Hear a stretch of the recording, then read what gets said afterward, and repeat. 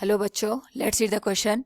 The work done against the electric forces in increasing the potential difference of condenser from 20 volt to 40 volt is W. The work done in increasing the potential difference from 40 volt to 50 volt will be. Consider capacitance of the capacitor remains constant. Now to answer this question, first we will discuss here the key concept, and here the key concept is energy stored in a capacitor which is given as 1 by 2 C into V square. V is the potential difference across the plate. Now according to the question हमारे पास यहाँ पे एक condenser दे रखा है.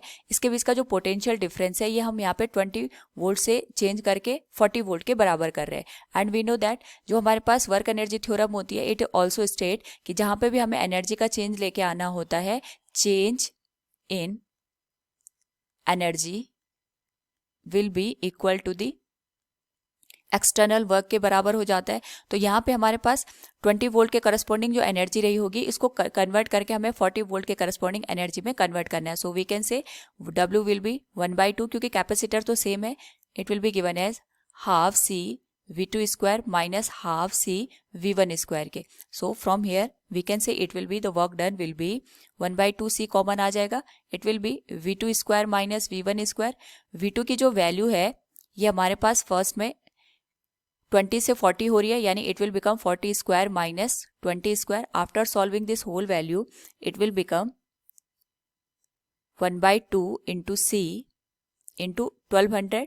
तो यहाँ से we can find out the value of C that is given as W divided by 600 के. ये हो जाएगी इक्वेशन नंबर फर्स्ट.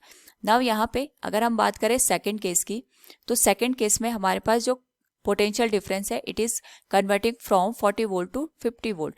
तो सेम यहाँ पे भी हमें एक्सटर्नल वर्क करना पड़ेगा क्योंकि हमें एनर्जी का चेंज लेके आना है. So we can say external work can be written as W dash. इसको हम लिख सकते हैं 1 by 2 C V3 square minus 1 by 2 C V2 square.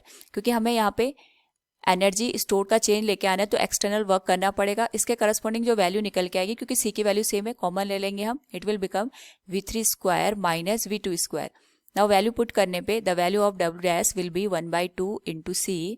ये हो जाएगा 50 स्क्वायर माइनस 40 स्क्वायर.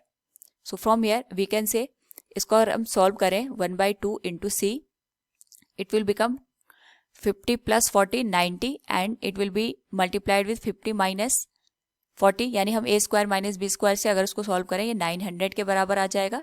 और यहाँ से W डैश की वैल्यू आ जाएगी 450 C के बराबर. ये हो जाएगी इक्वेशन नंबर सेकंड.